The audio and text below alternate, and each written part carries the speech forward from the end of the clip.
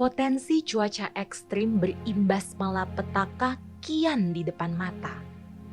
Negara-negara di seluruh penjuru dunia merana dengan dampak perubahan yang melanda. Gondola di Venesia tak lagi tersedia karena kanal-kanal mengering. Laut mati susut setiap hari 30 inci. Banjir ekstrim di Amazon musnahkan keragaman hayati. Tenggelamnya keindahan Maladewa semakin nyata. Panjangnya musim panas di Napa, California membuat petani anggur semakin banyak menganggur. Alaska kian tererosi, seketika lapisan tanah abadi mencair lepaskan bakteri arkais. Dunia akan menghadapi pandemi demi pandemi tiada henti. April 2023 tercatat sebagai bulan membara bagi Asia Tenggara yang mungkin sampai hari ini kita rasakan dampaknya. Bencana kian nyata, namun pemimpin dunia masih saja berkubang dengan wacana tanpa ada komitmen regulasi yang berarti.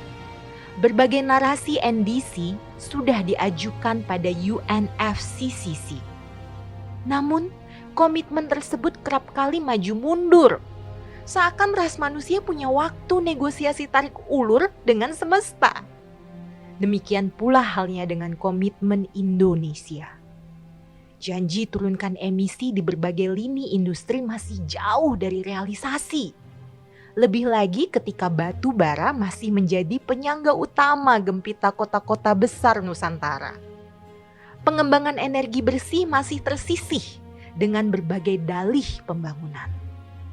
Penghapusan subsidi BBM, walau menjadi langkah awal yang baik bagi bumi pertiwi, belum boleh dulu berhenti. Anggaran negara tersebut seharusnya dialihkan pada sektor energi terbarukan, bukan pada proyek mercusuar ibu kota di pulau besar yang menjadi paru-paru dunia. Kemana cita-cita transisi energi yang ramah bagi bumi? Kita menari dari kontradiksi ke kontradiksi, memproduksi emisi lagi dan lagi. Babak 3 Epistola, belum terlambat menghindari kiamat.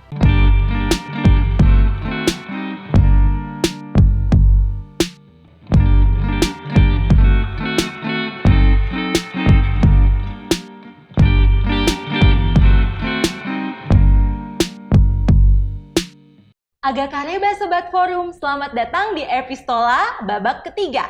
Hari ini kita akan membahas isu strategis perubahan iklim khususnya terkait carbon trading.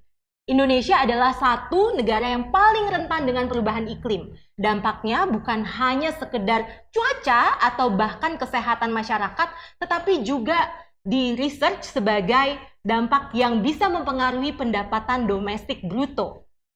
Hari ini telah hadir bersama kita bintang tamu yang sudah jauh-jauh datang ke sini dari Indonesian Carbon Trade Association. Bersama kita Pak Trimo Pamuji Aljono atau biasa dipanggil Om DJ. Selamat datang. Selamat sore. Dan Kepala Departemen Perencanaan Strategis Perhutani Ibu Veronica Sianturi.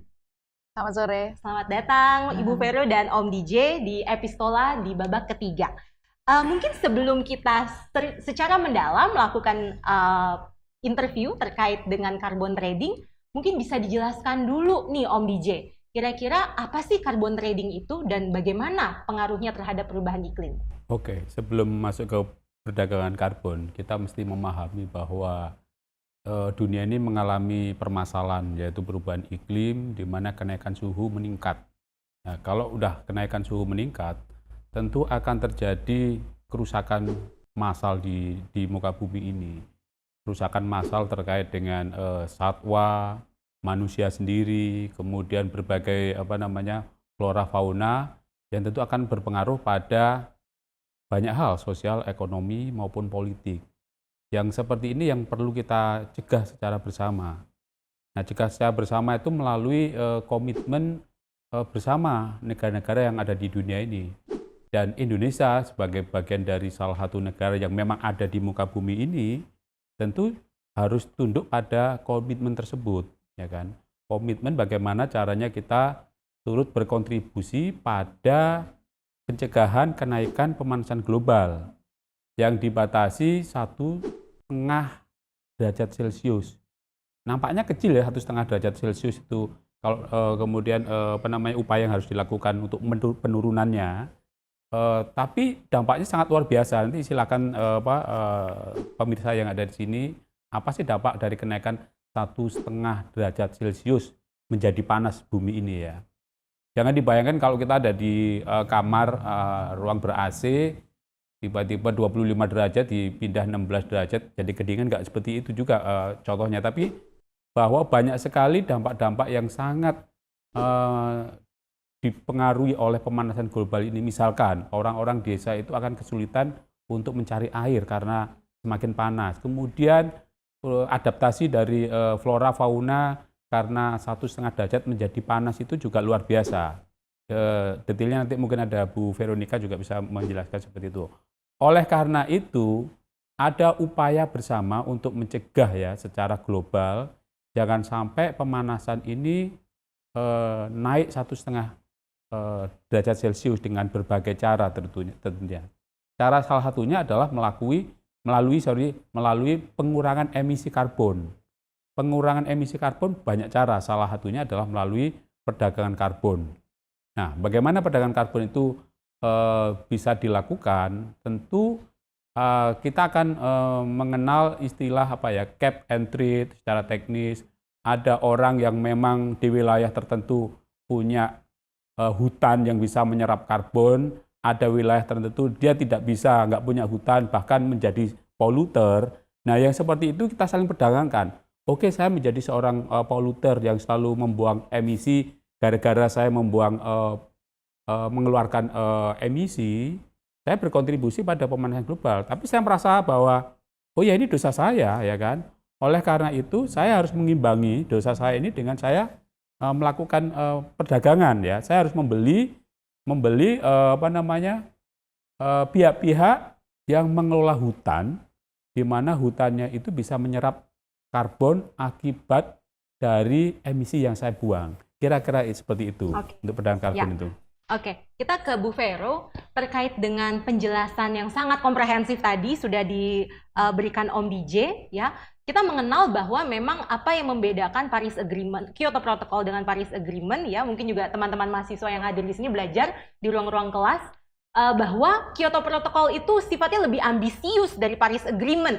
Kyoto Protocol mewajibkan adanya kolaborasi dan kerjasama nyata antara negara-negara yang berkembang dengan negara-negara yang sedang berkembang, developed and developing countries, untuk saling membahu-membahu melakukan carbon trading dengan mekanisme CDM, Clean Development Mechanisms, yang mana dimungkinkan offset. Nah, tapi sebenarnya Bu, dari mekanisme pasar itu kita mengenal ada yang sifatnya voluntarily dan obligatory. Kalau obligatory, ya. Kalau dari perhutani, ya, sejauh ini sudah ada upaya-upaya apa untuk melakukan pengurangan emisi karbon tersebut? Apakah sifatnya voluntarily atau karena BUMN dianak-emaskan, ya? Ada regulasi-regulasi khusus yang memang secara konkret, ya, secara obligatori memang harus mengurangi emisi karbon itu tadi. Oke, jadi sebetulnya mungkin tadi saya koreksi sedikit Bu Ola terkait dengan antara protokol Kyoto dan Paris Agreement. Itu sebetulnya yang lebih ambisius adalah Paris Agreement. Okay. Karena Paris Agreement ini kita sudah masing-masing negara yang tergabung dalam UNFCCC ini sudah menetapkan berapa sih komitmennya mau menurunkan emisi. Sehingga tadi kalau Bu Ola bilang berambisi, itu lebih berambisi Paris Agreement. Nah, dari sini karena masing-masing negara sudah mempunyai target penurunan berapa sih yang harus diturunkan oleh masing-masing negara, maka masing-masing negara membuat strategi tadi, ya. Ada yang kaitannya dengan strategi untuk mencapai target NDC ini tadi, gitu ya. Jadi kalau di negara kita sudah mengeluarkan beberapa kebijakan. Pemerintah sudah mengambil langkah begitu untuk pencapaian target NDC ini dengan membuat beberapa kebijakan. Yang pertama memang baru-baru ini di 2021 sudah terbit Perpres nomor 98 tahun 2021 tentang penerapan nilai ekonomi karbon.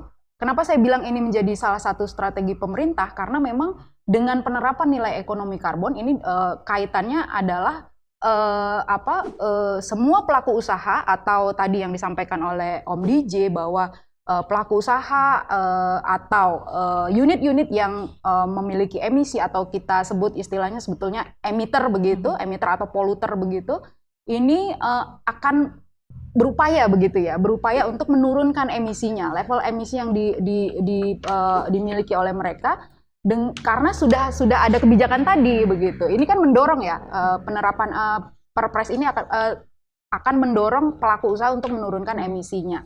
Selain itu juga ada kebijakan pemerintah terkait dengan pajak karbon. Kita tahu sendiri pajak karbon juga sudah di state di Undang-Undang Harmonisasi Perpajakan di 2021, dan ini juga sudah men-state secara jelas bahwa akan diterapkan pajak karbon itu sebesar kalau nggak salah $2 per ton emisi yang dikeluarkan, ton CO2 ekuivalen yang dikeluarkan, sehingga ini yang mendorong nanti pencapaian target NDC ini akan dapat dicapai oleh kita Indonesia lebih cepat begitu, karena targetnya kan di 2030 begitu. Oke. Nah, Itu yang obligatory. Kalau yang voluntarily, jangan-jangan sebelum 2021 Perhutani juga sudah melakukan langkah-langkah nyata ya terkait dengan pengurangan emisi karbon. ya, kalau langkah nyata sebetulnya mungkin kita, ya tadi mungkin ini ya, karena Perhutani itu kan proses bisnisnya kita mulai dari ada salah satunya adalah rehabilitasi. Rehabilitasi ini sebetulnya upaya untuk mengembalikan kondisi hutan yang adalah kalau kita dulu belajar di teman-teman mahasiswa di sekolah atau di kampus begitu ya, paru-paru dunia begitu kan. Hutan adalah paru-paru dunia. Kenapa? Karena dia menyerap emisi begitu ya. Nah, ini yang kalau tadi kami boleh menyampaikan bahwa memang Perhutani karena salah satu proses bisnis kita adalah melakukan rehabilitasi lahan, melakukan rehabilitasi hutan yang memang tujuannya untuk meningkatkan daya serap kawasan hutan itu sendiri terhadap emisi gas rumah kaca ya, Kak, supaya kita emisi gas rumah kaca itu tidak hanya karbon sebetulnya, karbon CO2 begitu. Kalau kita teman-teman mahasiswa mungkin lebih banyak tahu nanti. Jadi di protokol Kyoto itu ada 6 sebetulnya gas rumah kaca ya, emisi gas rumah kaca ada 6 jenisnya. Salah satunya adalah karbon dioksida, ada metan juga begitu. Sehingga memang isu ini memang mendorong kita semua ya.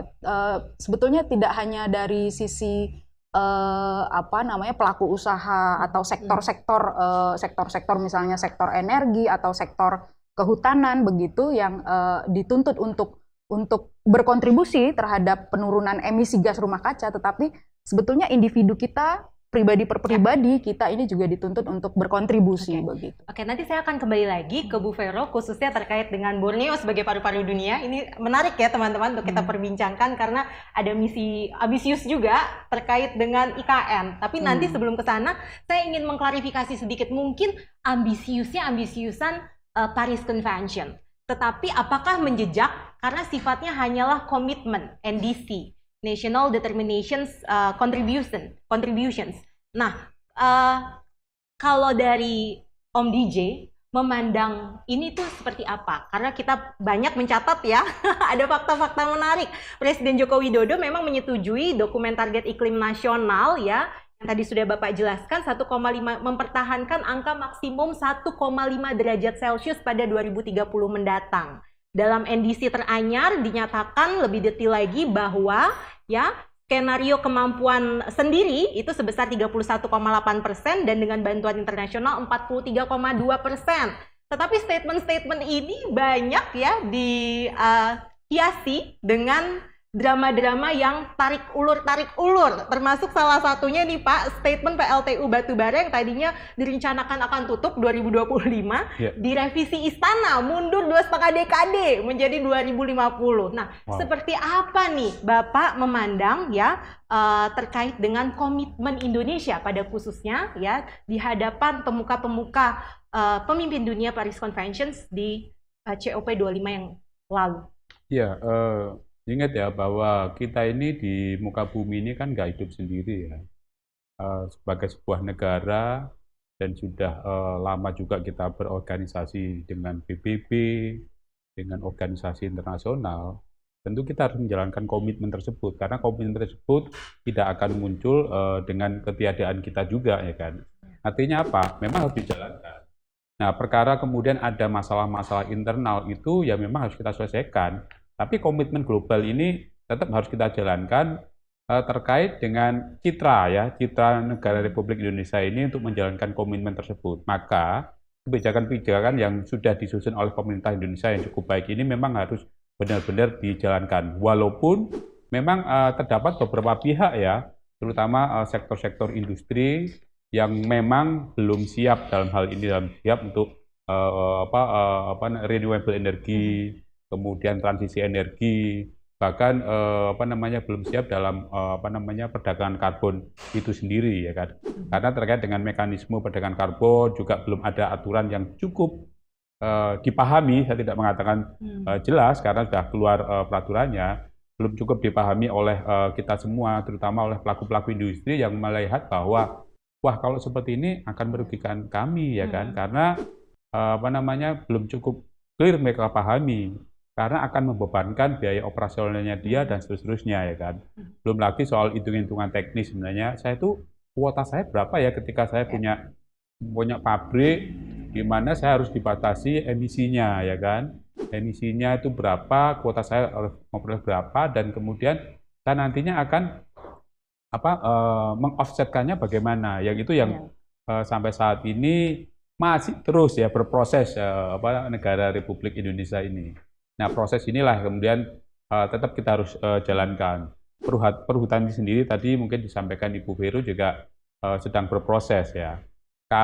Saya selaku pengurus di Indonesia Carbon Trade, beberapa bulan terakhir ini, bahkan 1-2 tahun terakhir ini memang sudah sangat marak ya, diskusi-diskusi mengenai perdagangan karbon, bahkan muncul pelaku-pelaku perdagangan karbon, baik itu karbon developer, mereka yang berupaya untuk membuat hutan itu bisa dipakai untuk perdagangan karbon, belum lagi soal investornya, belum lagi marketplace perdagangan karbon, kemudian pihak-pihak yang kadang-kadang kita nggak sadar ya bahwa ada banyak pihak yang semuanya berupaya untuk mengurangi emisi. Contoh misalkan salah satu bank BUMN ya kan, dia ada upaya untuk menjadi bank pionir, bank yang sudah peduli pada pengurangan emisi terkait dengan dia punya cabang nih, cabang di berbagai daerah, dia punya server komputernya yang itu mengeluarkan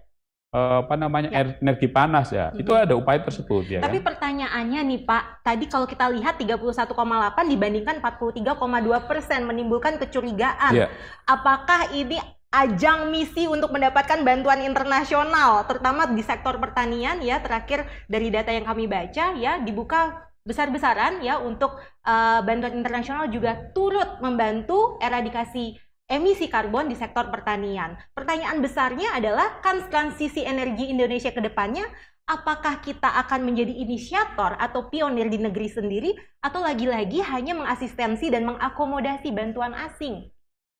Jadi bantuan asing ini sebenarnya ada dua sisi yang saya lihat ya, bahwa ini adalah kesempatan karena asing percaya bahwa Indonesia punya potensi yang luar biasa yang bisa menjadi bukan hanya inisiator, tapi negara besar yang bakal menjadi kontributor untuk pengurangan emisi. Sehingga banyak sekali negara-negara yang melihat ke sana, terutama negara-negara mungkin Eropa yang notabene dia tidak punya lahan cukup luas terkait dengan hutannya, juga negara-negara maju yang menjadi emitor ya kan, karena dia punya industri dan sebagainya.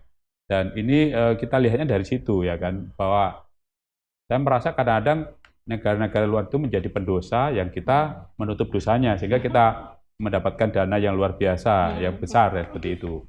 Namun sayangnya memang ketika kita sudah mendapatkan dana luar biasa besar, tidak disertai dengan beberapa kebijakan, belum mungkin ya, kebijakan yang cukup clear, yang kemudian inline dengan apa namanya target-target capaian tadi itu, bagaimana menghitungnya, siapa kemudian kontributor di negara ini yang akhirnya menyumbang dan benar-benar sangat transparan dan akuntabel, siapa melakukan apa dan berkontribusi berapa angka tersebut. Itu yang ada dalam benak saya ya, seperti itu kira-kira. Itu masih menjadi PR diskusi Betul, internasional ya Pak, ya bukan ya, hanya betul. Bapak. Iya, ya betul. Oke, kita sedikit lagi ke Bu Vero, tadi menyambung citra global, citra Indonesia di mata dunia adalah paru-paru dunia masih sampai dengan hari ini, khususnya di Pulau Borneo, Pulau Kalimantan.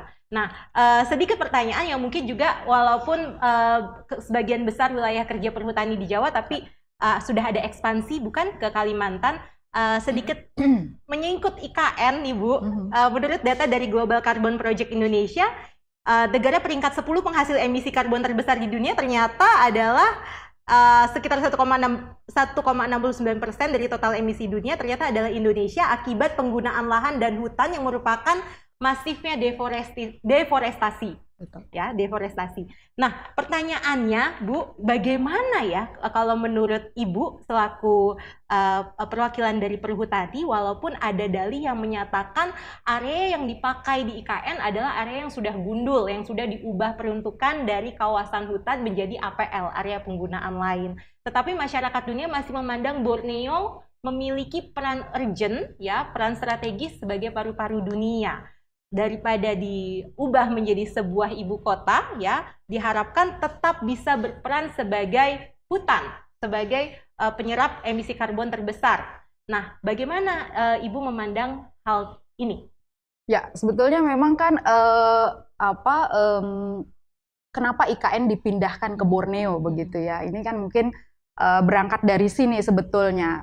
Memang Jawa ini kan kita tahu bersama bahwa daya dukung lingkungannya udah cukup di ambang kritis ya. Kalau kita baca di beberapa literatur itu memang sudah di ambang kritis lah, karena memang jumlah populasi di Jawa ini sangat tinggi sekali dan daya dukung lingkungan ini sudah tidak memadai seperti itu, sehingga ada inisiatif pemerintah untuk memindahkan ibu kota. Nah, betul memang lokasi IKN ini memang berdampingan di Heart of Borneo, jadi kawasan hutan yang memang menjadi Heart of Borneo istilahnya kalau di sana. Dan memang perhutani kita punya subsidiaries ya, anak perusahaan kita yang mengelola beberapa kawasan hutan di Heart of Borneo itu sendiri.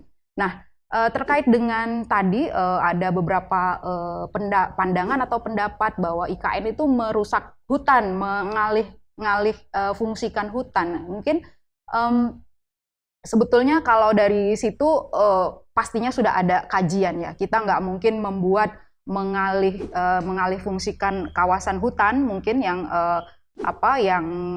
tadi Heart of Borneo tadi, tetapi memang pasti sudah ada kajian-kajian dan memang tadi saya percaya bahwa yang digunakan untuk IKN itu adalah kawasan-kawasan yang sudah gundul mungkin. Nah, tetapi yang menjadi poin pentingnya adalah bahwa kita akan memiliki ibu kota negara yang berada di tengah-tengah Heart of Borneo begitu. Ini menjadi sesuatu yang IPCC menyatakan 95% aktivitas manusia itu mempengaruhi perubahan iklim. Apakah mungkin kita membuat ibu kota ya yang sekaligus berdampingan dengan hutan dan menjamin sustainability dari hutan itu?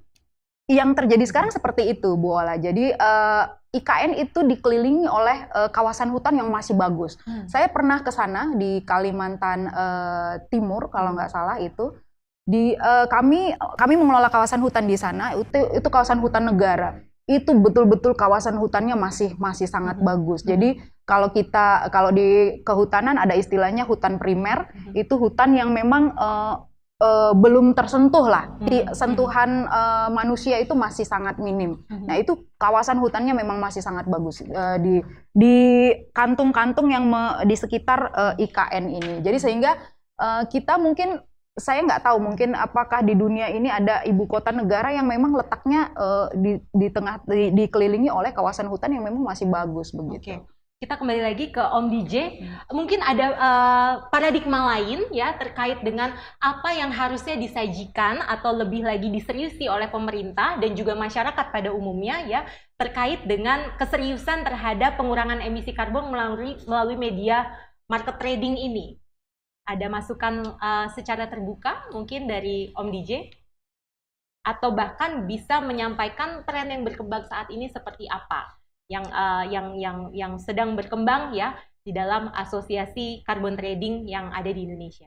Iya, jadi sebenarnya untuk pengurangan emisi ini memang banyak hal yang mesti kita lakukan ya. Tadi seperti Bu Vero katakan bahwa tindakan paling bagus adalah tindakan individu ya kan, tindakan individu.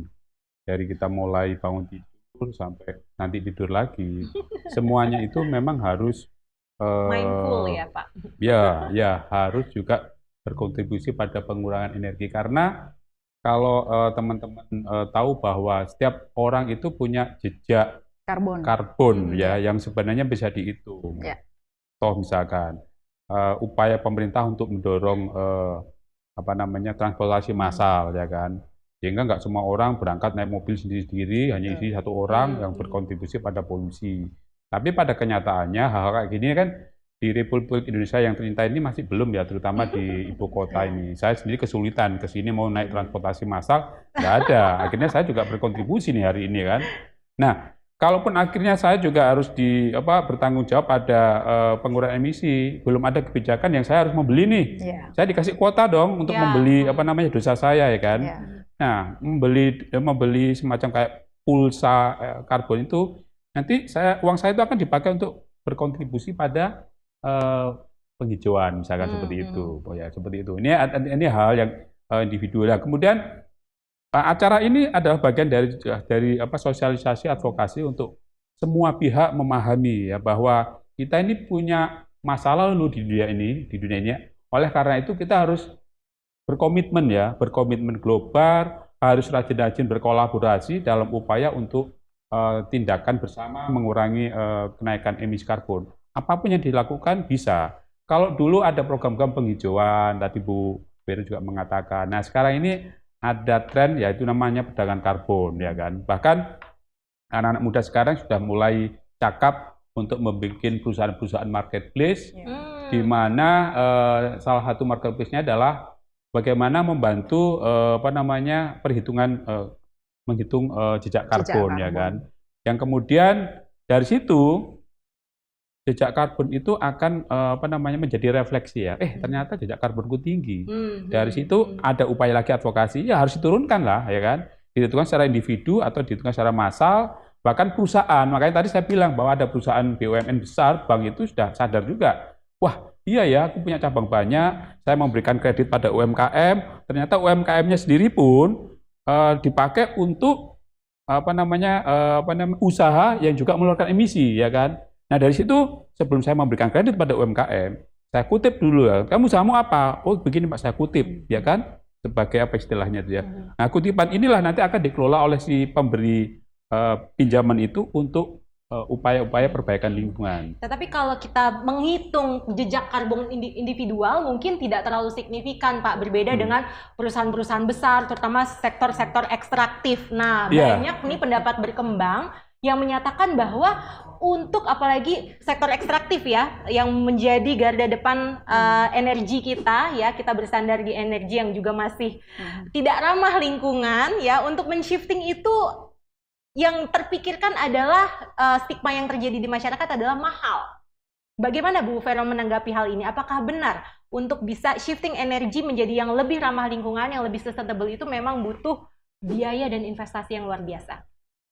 Ya, kalau kita pernah mendengar begitu ya, sekarang shifting energi yang ke energi lebih ramah lingkungan. Kalau kita teman-teman pernah dengar, sekarang lagi dikembangkan biomasa begitu ya. Jadi biomasa yang nanti akan digunakan untuk co-firing, artinya co-firing batu bara untuk menghasilkan listrik. Jadi saat ini kalau boleh cerita di perhutani juga kami sudah mengembangkan hutan tanaman energi untuk menghasilkan biomasa. Jadi kayu yang kami nanti akan kita panen itu nanti kita jadikan serbuk kayu yang akan digunakan, ini bekerja sama dengan PLN, digunakan untuk co-firing begitu. Jadi co-firing itu artinya ada batu bara, batu baranya itu digunakan sebagian diganti dengan serbuk kayu. Sehingga ini akan mengurangi penggunaan batu bara, Oke. sehingga akan mengurangi penggunaan bahan bakar fosil yang akan menurunkan emisi. Seperti itu.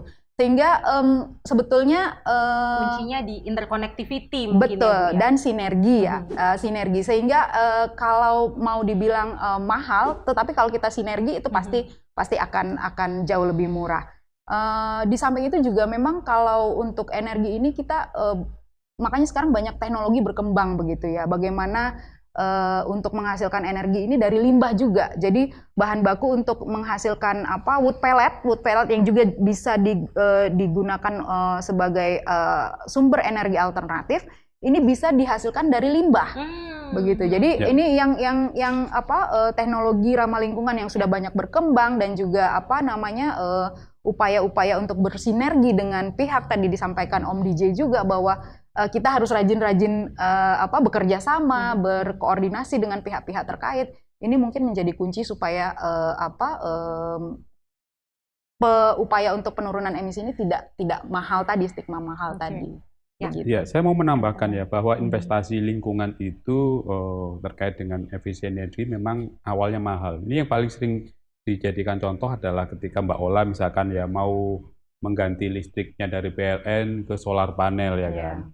Itu memang investasi untuk beli solar panelnya mahal di awal. Tapi kalau dihitung misalkan dalam 5-10 tahun ke depan menjadi murah ya kan. Nah, orang di kita ini kalau udah tahu di awal mahal, ya malas ya kan, seperti itu. Anti cash keras. Iya. Nah, karena apa? Karena memang kadang-kadang juga upaya operasi dan pemeliharaan yang dilakukan secara individu yang itu membuat harusnya bisa bertahan 10 tahun, dan kalau dihitung itu menjadi murah, itu juga menjadi masalah di kita sendiri itu kan. Nah, itu yang membuat menjadi mahal juga nih.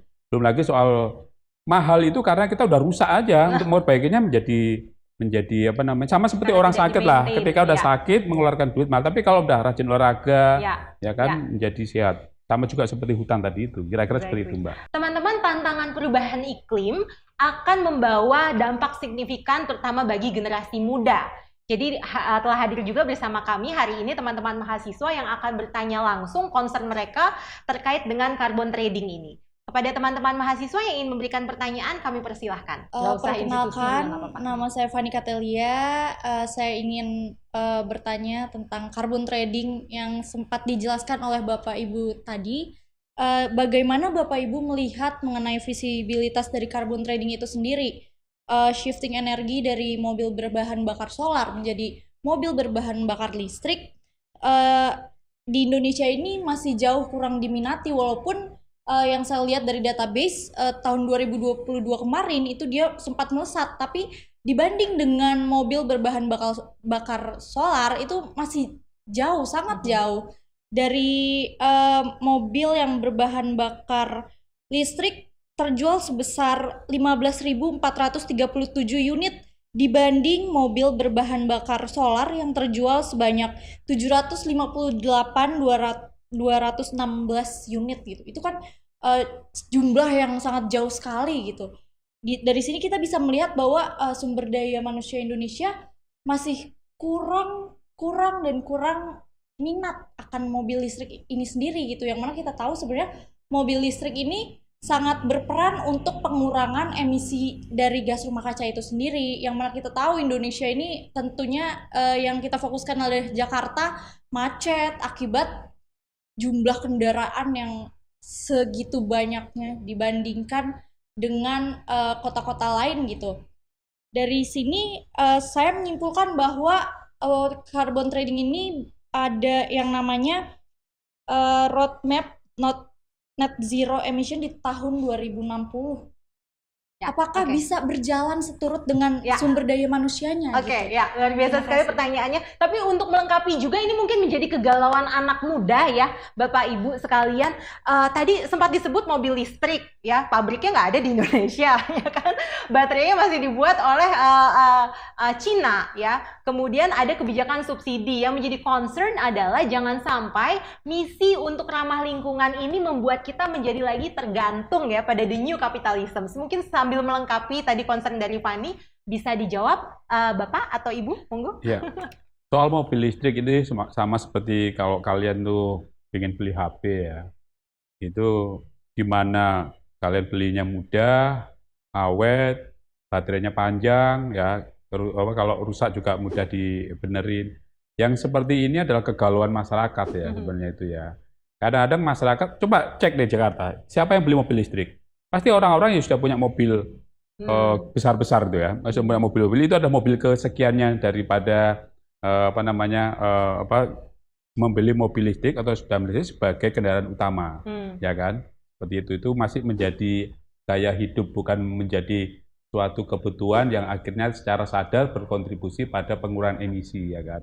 Karena masih bermasalah soal infrastruktur, kemudian soal baterai, soal bagaimana ngecasnya. Coba kalau misalkan Fani kemarin ikut mudik ke Jawa ya, mana ada mobil listrik, ya kan? Misalkan saya punya mobil listrik, ya kan? Saya takut mau ngecasnya di mana? Di setiap area juga nggak ada, ya kan? Seperti itu. Nah, masalah-masalah ini memang masih harus dibereskan, ya kan? Orang kaya yang membeli mobil listrik itu tadi adalah mereka yang sudah punya mobil-mobil berbahan baku solar. Tapi nggak apa-apa, teman-teman muda itu harus juga ikut mendorong terhadap kepedulian kaitannya dengan adanya mobil listrik ini adalah untuk ramah lingkungan, pengurangan emisi, ya kan? Dengan tahapan yang begini ini. Kalau kita mungkin ada di negara maju, Amerika yang sudah punya mobil Tesla, banyak orang beli Tesla, ya kan? Ya memang mudah didapat, colokannya juga banyak, ya kan? Ada insentif lagi, ya kan? Walaupun di Indonesia sendiri untuk membeli mobil listrik memang banyak insentif, banyak banget. Bukan hanya soal membeli mobil listrik ya, tapi import barang yang memang import barang yang kaitannya dengan ramah lingkungan itu banyak sekali insentif. Contoh misalkan lampu hemat energi, solar panel itu banyak insentif yang diberikan oleh pemerintah Indonesia karena supaya mendorong atau membuat ekosistem terkait dengan ramah lingkungan, pengurangan emisi karbon itu menjadi semakin bagus. Kira-kira seperti itulah, Fani. Oke. Mungkin ada pertanyaan lain? Mungkin Ibu Vero mau ya, mungkin saya nambahin sedikit. Terkait tadi ada Silakan. pertanyaan Fani yang terkait visible nggak sih sebetulnya carbon trading itu di Indonesia? Kalau saya bilang visible, sangat visible begitu ya. Karena kita yang jelas pasar sudah ada, pasar itu sudah terbentuk dengan adanya komitmen Paris Agreement. Otomatis itu akan membentuk pasar begitu ya, dan itu membuat perdagangan karbon ini menjadi visible begitu. Itu yang pertama.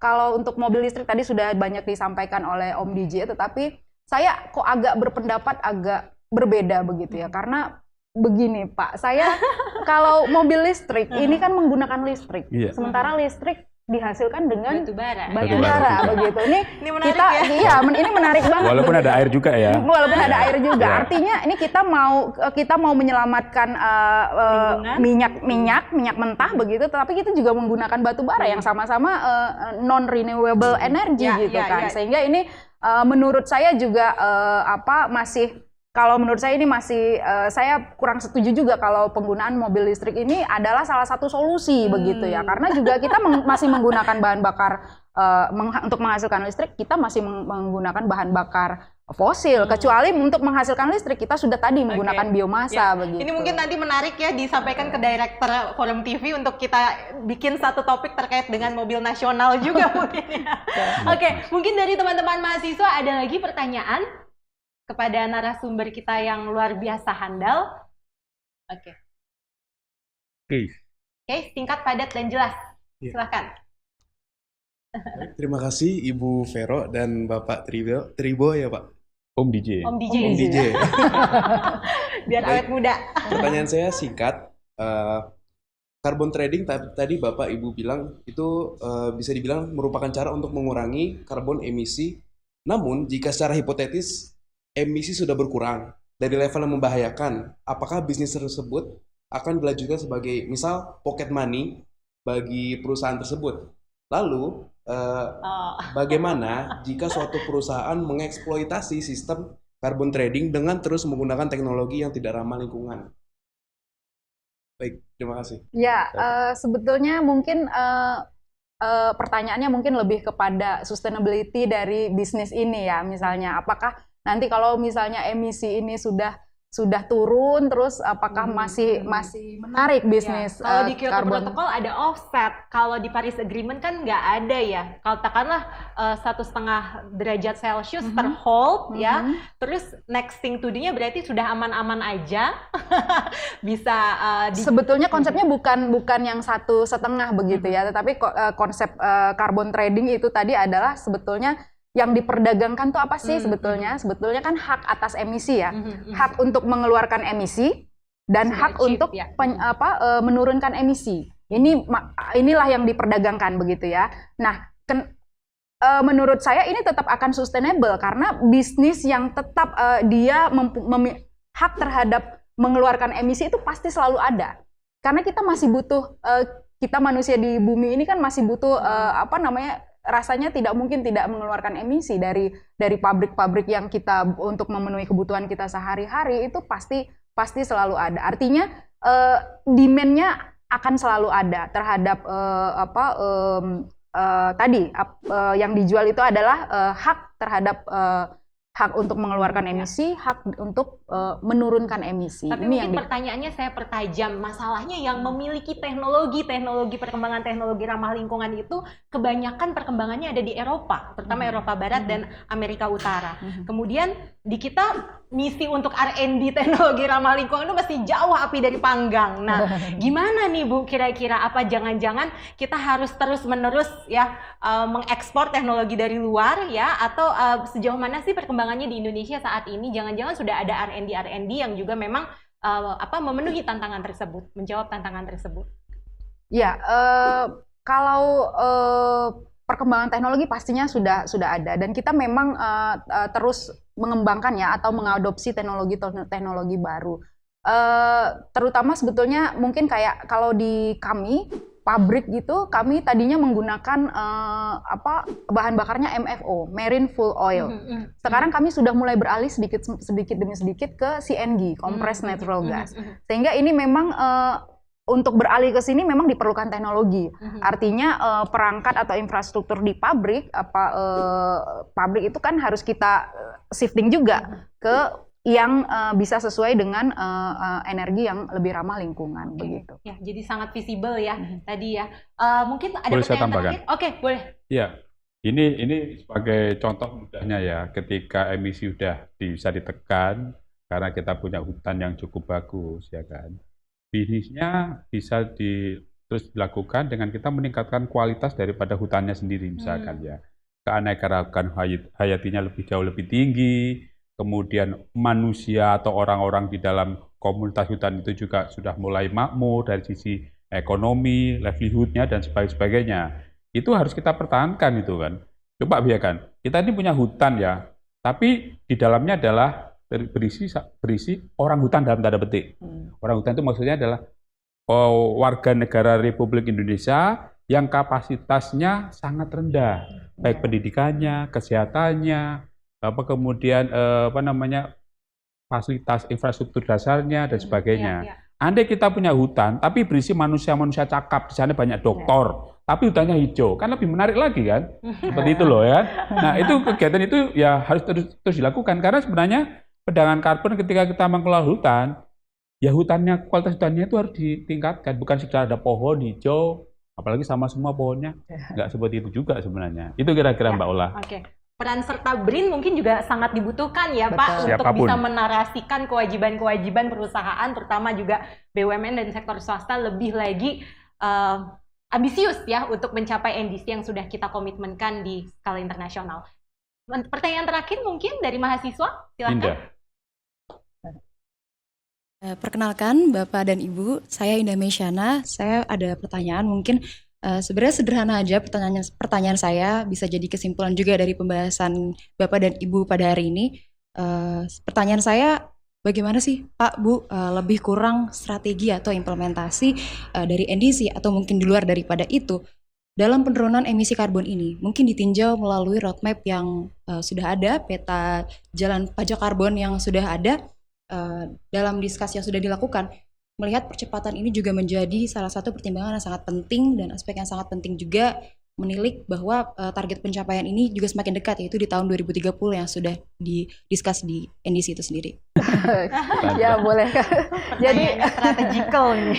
iya, strateginya apa sih begitu ya? Sebetulnya pemerintah kita menurut saya sudah cukup berupaya ya maksimal dalam hal pencapaian target NDC ini dan penurunan NDC ini, karena memang beberapa tadi yang saya sampaikan di awal juga, beberapa kebijakan sudah dikeluarkan yang artinya ini juga akan membentuk ekosistem begitu ya. Turunan dari Perpres 98 juga sudah ada, Permen LHK nomor 21 tahun 2021 yang juga itu mengatur detail tentang tata cara penerapan nilai ekonomi karbon. Di situ ada beberapa skema yang salah satunya adalah perdagangan emisi tadi yang kita bicarakan dari sejak awal tadi. Sehingga memang itu adalah beberapa strategi-strategi, tetapi memang untuk mengimplementasikannya memang ini masih terus dilakukan oleh pemerintah, karena kami juga sebagai pelaku usaha dan bagian dari pemerintah juga karena status kami yang BUMN, sehingga memang kami terus berproses juga, Bu Ola, kami juga merupakan bagian dari proses itu sebetulnya. Dan memang kalau menurut pandangan saya pribadi sebetulnya yang paling strategi yang paling bisa kita implementasikan dalam waktu dekat itu adalah implementasikan itu pajak karbon begitu ya. Pajak karbon tuh dengan pajak karbon diimplementasikan menurut saya pelaku usaha akan mulai saat ini aja belum dilaksanakan saja pajak karbon, tetapi pelaku usaha udah mulai berupaya untuk mencari cara bagaimana mereka untuk menurunkan emisinya. Karena di Permen LHK nomor 21 tahun 2021 itu sudah disebutkan bahwa target NDC itu kasarannya itu nanti akan dibagi per sektor. Sektor energi dapat berapa? Kamu turunkan segini. Sektor kehutanan dapat berapa? Kamu turunkan segini. Lalu sektor energi itu Menteri ESDM itu juga sudah membagi. Dia misalnya dapat berapa persen, misalnya 10% taruhlah. Dibagi ke semua pelaku usaha, PLN berapa, batubara berapa, batubara berapa misalnya. Pelaku usaha dibagi semua. Itu yang disebutkan sudah dimandatorikan di dalam Permen LHK nomor 21. Itu menurut saya salah satu strategi G2 juga untuk mengimplementasikan bagaimana kita mencapai target NDC yang artinya adalah mencapai target penurunan emisi. Oke. Sobat Forum, misi dari carbon trading adalah membangun ekosistem yang kondusif bagi semua. Dibutuhkan peran serta pemerintah, dan bukan hanya itu, urgensi peran dari dunia usaha, komitmen investor, komitmen dari pengusaha, dan juga bahkan mahasiswa dan juga dunia akademisi dalam melahirkan berbagai macam research and development terkait dengan lingkungan sangat menjadi kebutuhan. Dan tidak lepas dari itu, maka poin pentingnya adalah sinergitas antara seluruh masyarakat yang ada di negara ini.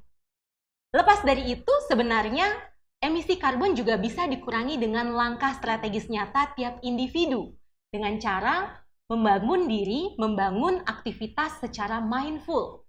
Ayo kita telusuri lagi kira-kira apa kontribusi yang bisa kita lakukan untuk pengurangan emisi karbon khususnya bagi diri kita sendiri dalam aktivitas sehari-hari.